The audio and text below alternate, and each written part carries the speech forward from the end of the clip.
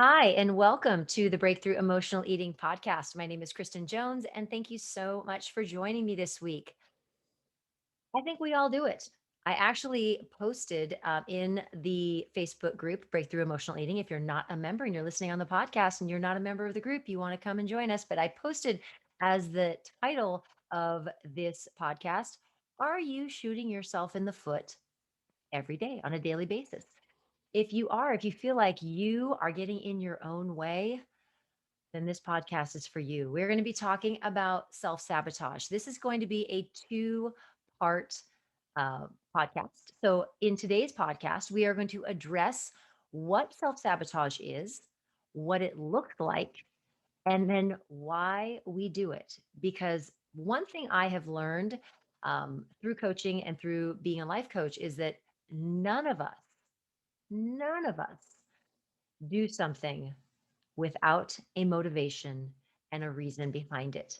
And most of the time, the things that we do are not even, we are not even conscious of them. They're not at a conscious level.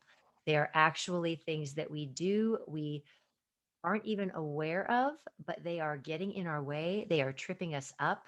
They are holding us back in our lives from getting what we actually truly want. And so I think self sabotage is a huge, huge topic. And that's why I didn't want to just try to cram everything all into one episode. I really wanted to dive deep into the different parts of it and be able to really give some attention to the various things we're going to be talking about today. So really, really excited about that. So if you are watching in the breakthrough community, I would love for you to let me know in the comments if you're ready to learn about self-sabotage and you're ready to kind of start this journey, this 2-week journey of what it is, why we do it, and then eventually how to stop doing that. So if you're ready, put ready in the comments for me, okay? So if you're in the group and you are watching this live in the group, please go ahead and comment I'm ready, or just ready, that you are ready to learn about that. Um, so in today's episode, you're going to learn what self sabotage is, what it looks like, and why we do it. So if you are listening on the podcast, welcome. Super happy you're here. And if you have not joined the Breakthrough Emotional Eating community on Facebook, you want to join. You want to come and be a part of the community. So many things that you can learn, so many amazing, amazing people in the group, so much support, so much love, so much encouragement and we would just love to have you there. So go to www.facebook.com/groups/food breakthrough and come and be a part of the community. We'd love to have you there. I want to jump right in. So when we talk about what self sabotage is, I think all of us kind of have an idea about what it is. We know that it's things that we do that don't serve us. But I really wanted to kind of dive a little bit into what it is. So it is when we as a person, we do something and we do it in a secretive manner and we do it in order to stop something from happening. So we are actively, whether we are conscious or not, we are actively doing something to stop something else from happening. So you can sabotage anything. You can sabotage a recipe by not putting in a ingredient, and you can sabotage a person from being on time to work by I don't know asking them a question as they're walking out the door. Any of those things we can do sabotage. People can do sabotage in a lot of ways, but the most destructive sabotage is when we turn it on ourselves.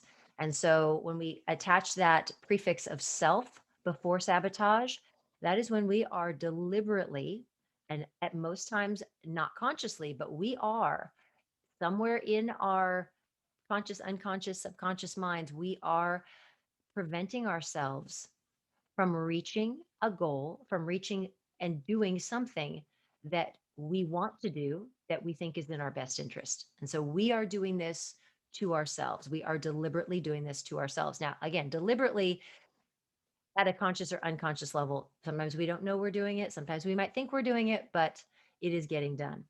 So, and we direct this at ourselves. And again, we can direct sabotage at other people, but it is most destructive when we are directing it at ourselves. So, what I think is really interesting is, and so actually, what I would like that no, I'm going to stop there. What I want to talk to you about is how it presents itself, because what I find really interesting is that self sabotage takes many um, presentations. It presents itself in many ways, and ways that I was not really even aware of as I was researching this and I was really thinking this through. So I want you, as I'm listing these, I have six pretty standard ways that people self that what ways that people self-sabotage themselves. And I want you, as I'm listing these, if you hear one and you're like, "Oh, that's me." I want you to write that in the comment. If you're in the Facebook group, I want you to write one of these, or you can write more than one. But as I'm reading them and as I'm talking about them, I want you to think about whether or not this is possibly something that you're doing. So the first one, and I had never ever considered this, but the first one is you you may be self you or you are self-sabotaging yourself if you forget to pay a bill, if you forget a deadline, if you forget to go and pick someone up, or if there's something that you forget to do. That oftentimes can be something that you, at a very deep level that you might not even be aware of, that you're doing on purpose to prevent something from happening. So if we think about it, say you're at your job, or you're at no, let's talk about home. At your home, you forget to pay your bill. You forget to pay a bill, and then you get a charge, and then you have, then there's something financial that's coming behind that. Why? What would be the benefit? We always, when we self sabotage, we might not know why it's happening, but there's always something there's some reason that we are forgetting or we're not doing something. So if you forget deadlines, if you forget to pick people up, if you forget to do things, sometimes that can be done on purpose. And you, again, might not even be aware of it. So that's the first one. The second one, and I know this was me. I know this was me. Forgetting to complete something. Forgetting to complete something when you're asked to do something. And that could be at work, or it could be at home. And I know for me, I always, when I was young, I would self-sabotage myself by I would forget to vacuum, which was my chore, or forget to clean the bathroom. How many times was I told that that was my job? Oh, I don't know, 200. And I would forget to do it. I didn't forget to do it. I did not do it. I didn't fail to do it. I didn't do it. And I can remember consciously, I remember even consciously thinking, I don't really want to. And I really feel like that was a way for me to always be in trouble. I talk to y'all about all the time about how I was always in trouble when I was young. And remember, why did I get in trouble? And what did I start enjoying when I would be in trouble and go sent to my room? Oh, ooh, I would eat food secretly. Hmm. Now that I think about it, when I would get in trouble for not doing my chores, and oh, I forgot, that kind of goes with the first one. Oh, I forgot. Did I really forget? Or was I really just setting myself up to be able to go and be in trouble and be in my room, because then I got to eat because there was food? So that's another one. Third one, I think this one is so fascinating. Being late. Being late is another form of self sabotage, putting yourself in that position of risking people being upset with you, risking you losing your job, risking getting in trouble, risking getting a speeding ticket. Are you self sabotaging yourself by being late and putting yourself in a position for bad things to happen, so then you don't reach a goal? You don't get something that you want. So think about that. If you are a person who is late, could that be something that you're doing to self sabotage yourself? The fourth one, procrastination, waiting until the absolute last minute. That. 100% is self-sabotage. You are setting yourself up to have nothing but bad things happen when you are a procrastinator and you procrastinate, you put things off and you put things off and you put things off. Because then it could literally come back to that first one of like, oh, I forgot the deadline. Well, no, you put it off so much and then it just came and went. So again, could procrastination be your form of self-sabotage? The fifth one, starting. Oh, I know a lot of people. This is going to ring true with a lot of people. And this is another one I didn't think about. Starting projects and then not finishing them, because then you set yourself up to be a failure. You've set yourself up. Now you're sabotaging yourself. And now you're proving to yourself you're living out exactly what you don't want to do. You don't want to fail, but you're going to set that up for yourself. You're going to start a project and then you're not going to finish. And then you're going to feel like a failure. And then that's just proving, oh, see, it's right. Everyone says this is now I'm a failure. Oh, I'm proving it to myself. So are you doing that? Is that your form of self sabotage? And then the last one is just to stop moving forward, to stop progressing, to stop working on whatever it is that you're working on. And you don't have any reason. There's no reason you don't even know why, but you just stopped. And that could be a weight loss goal. That could be going to school. That could be going for a promotion. And you just stop. And that's a form of self sabotage. You just stop with no apparent reason, no reason behind it. You just decide, I don't want to do this anymore.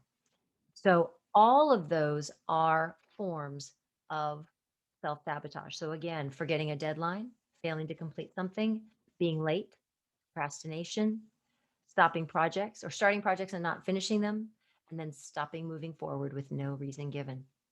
So if any of those ring true to you, I want you to put one of those in the comments, or two or three, whatever applies to you. But are those ringing true? Are you feeling like, oh, yeah, I do that. I do that a lot. So think about that. And especially think about that if you're listening to this on the podcast. Is this something that you're doing? So why do we do it?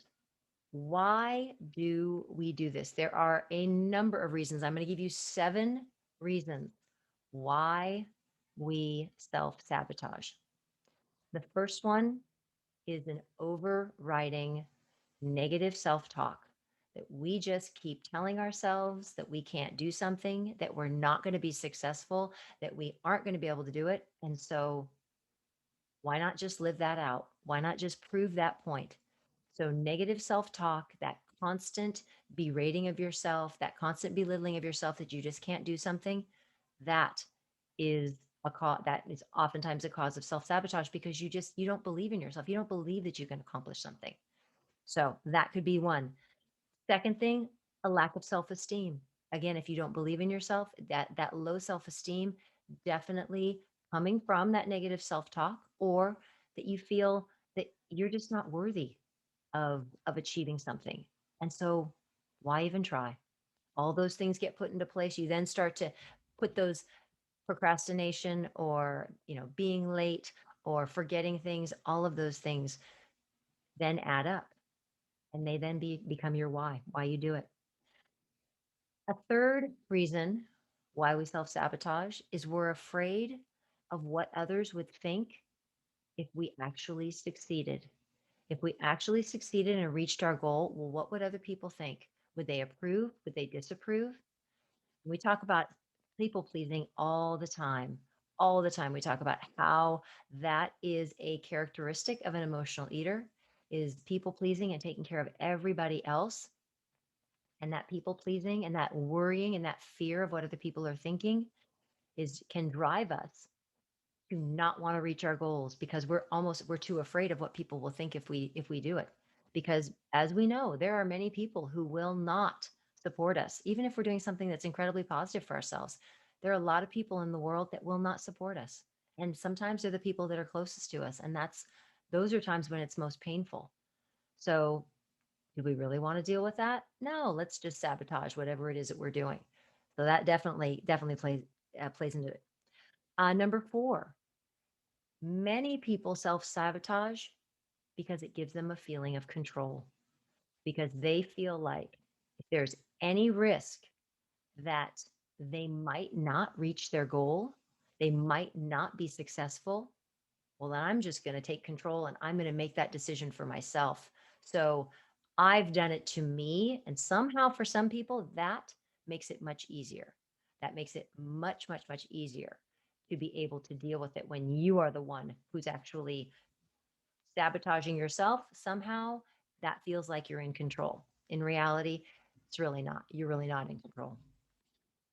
The fifth one, the fear of the unknown. So oftentimes goals for people, they're very scary because you don't know. You don't really know if you've never reached a goal before, if you never reached this a particular goal, or even if you have and things didn't go well or you didn't sustain the goal, that can be really scary. So we don't really know what that's going to look like. So maybe it's too much of a risk to actually do it. And so instead, we just don't let ourselves get there because the unknown can be really scary. So again, another reason why we will do it. On the other hand of that, that fear of the unknown is also a fear of success. And this also goes back to what will people think about us?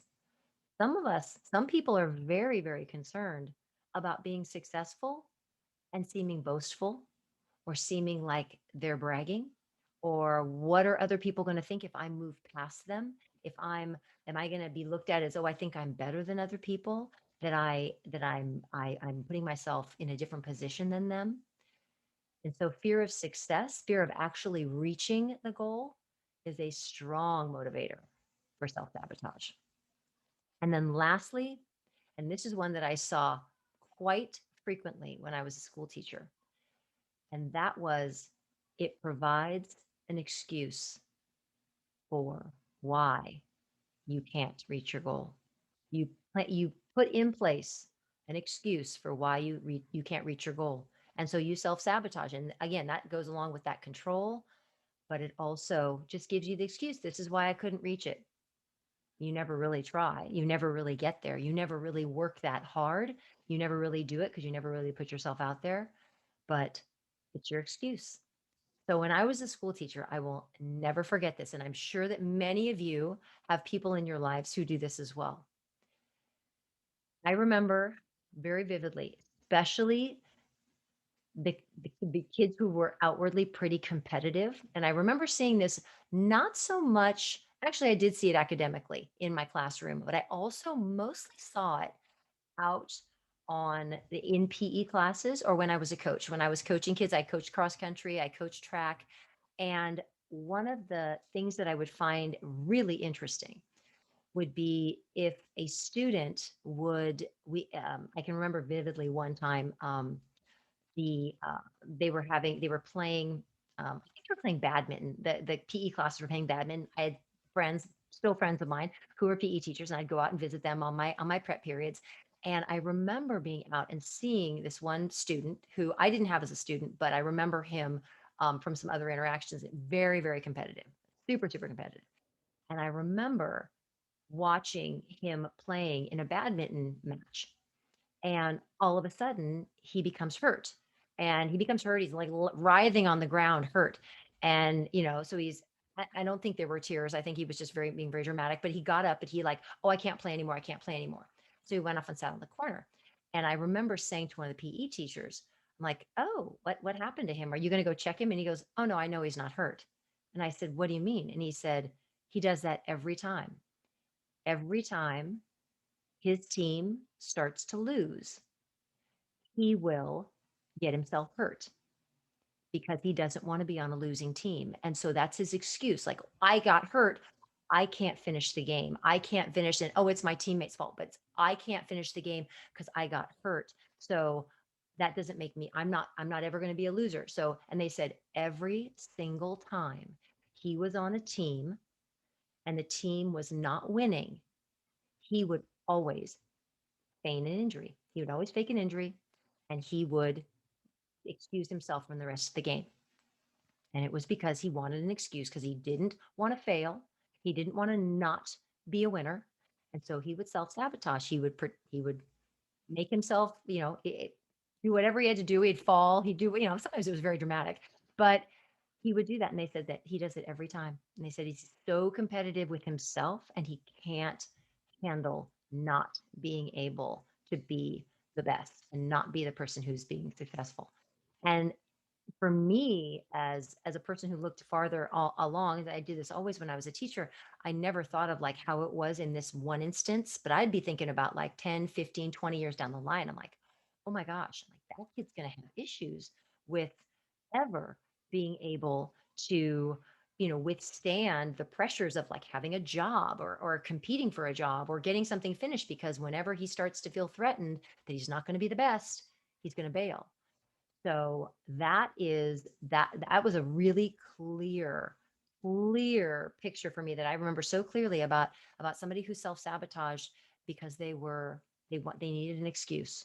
They were afraid of failure. They were afraid of the unknown, of them not being successful.